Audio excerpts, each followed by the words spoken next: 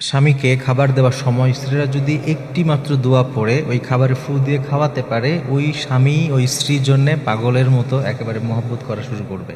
যদি এটা আপনি করতে পারেন। কোরআনের মধ্যে একটি আয়াত আছে, সূরা তাহাতে এই আয়াতটি আছে। এই আয়াতটা আপনাকে পড়তে হবে। এখন আমাদের বাসাবাড়িতে সংসার জীবনে আমাদের কাছে বেশি প্রবলেম আসে এটা, যে স্বামী তো অনেক অত্যাচার করে, কথা শুনতে চায় না। কারো স্বামী যদি এমন থাকে, অথবা কারো স্ত্রী যদি এমন থাকে যেই স্বামী তার স্ত্রীকে একটু মহব্বত করে সুন্দর করে রাখতে চায়, সুন্দর করে সংসারটা গুছিয়ে করতে চায়, কিন্তু স্ত্রী কথা শুনতে চায় না, স্ত্রী অবাধ্য হয়, অতিরিক্ত জেদ করে, এই ধরনের যে প্রবলেমগুলো আছে, এই প্রবলেমগুলো ইনশাআল্লাহ তাআলা এই আমলটির মাধ্যমে আপনারা সলভ করতে পারবেন।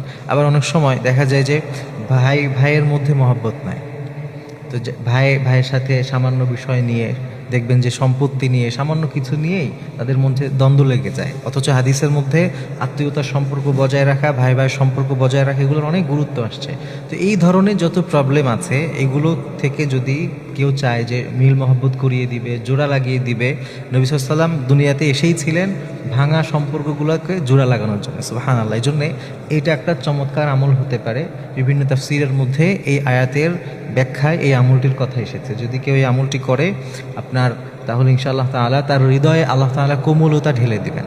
যার জন্যে আপনি এই আমলটি করবেন, তার হৃদয়ে আল্লাহ তাআলা কোমলতা দিবেন, সহনশীলতা দিবেন, তার হৃদয়টা নরম হবে। ইনশাআল্লাহ তাআলা যিনি এই আমল করবেন তার প্রতি তার একটা সফটনেস তৈরি হবে, একটা মহব্বত আল্লাহ তাআলার পক্ষ থেকে ইনশাআল্লাহ তাআলা আসবে। তো এই আমলটি কীভাবে করবেন, আপনার মনে রাখতে হবে যে কোনো খারাপ কোনো কাজে, হারাম কোনো কাজে কেউ যদি মনে করে এটা করব, তাহলে কিন্তু কোনো কাজ তো হবেই না, উল্টা এটা কোরআনের কিন্তু আয়াত, সরাসরি আয়াতের কথা বলছি। কোরআনের কোনো আয়াত নিয়ে যদি কেউ হারামের কোনো কাজের উদ্দেশ্যে কোরআনের কোনো আয়াতকে ব্যবহার করতে চায়, এটা মারাত্মক একটা গুনাহের কাজ, এগুলো কুফরির পর্যায়ে চলে যাবে। কোরআন এটা সাধারণ কোনো বিষয় নয়, এটা আল্লাহ তাআলার কালাম, এটা কিন্তু কোনো সৃষ্টি না, এটা মাখলুক না, এটা আল্লাহর একটা অংশ, আল্লাহর কালাম। আর আল্লাহ তাআলা এই কোরআনের মধ্যে ঘোষণা করেছেন যে ফিহি শিফাউল লিন্নাস, এই কোরআনে মানুষের শেফা আছে। শেফাটা দুইভাবেই আছে, শারীরিক আমাদের যত প্রবলেম হয় এটারও শেফা আছে, আবার আত্মিক যত প্রবলেম আছে এটারও কিন্তু শেফা আল্লাহ তাআলা কোরআনে দিয়েছেন। এই জন্য কোরআনের আমলগুলো যেমন অত্যন্ত গুরুত্বপূর্ণ, আবার এই ব্যাপারগুলো কোথায় ব্যবহার করছেন, কি নিয়তে ব্যবহার করছেন, এইটা বুঝে রাখাটাও অনেক বেশি গুরুত্বপূর্ণ।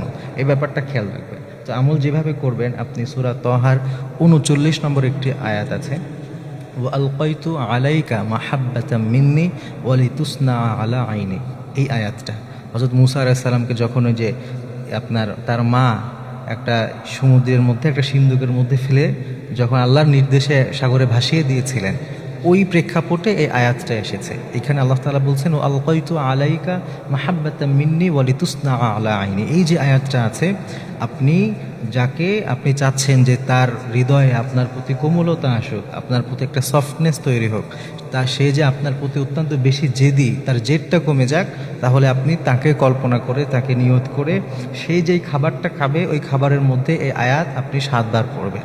শুরুতে অবশ্যই আপনি 3 বার দুরূদ শরীফ পড়বেন, এরপরে এই আয়াতটি 7 বার পড়ে আবার 3 বার দুরূদ পড়ে ওই খাবারে ফু দিবেন, এবং ওই খাবারটা যাকে আপনি চাচ্ছেন তাকে খাওয়াবেন। এটা যদি আপনি নিয়মিত কিছুদিন করেন, আপনি একজন স্বামী হিসাবে আপনার স্ত্রীর জন্য করলেন, আপনি একজন স্ত্রী হিসাবে আপনার স্বামীর জন্য করলেন, এটা নিয়মিত কিছুদিন আমল করলে ইনশাআল্লাহ তাআলা আপনি একটা চমৎকার ফলাফল দেখতে পারবেন।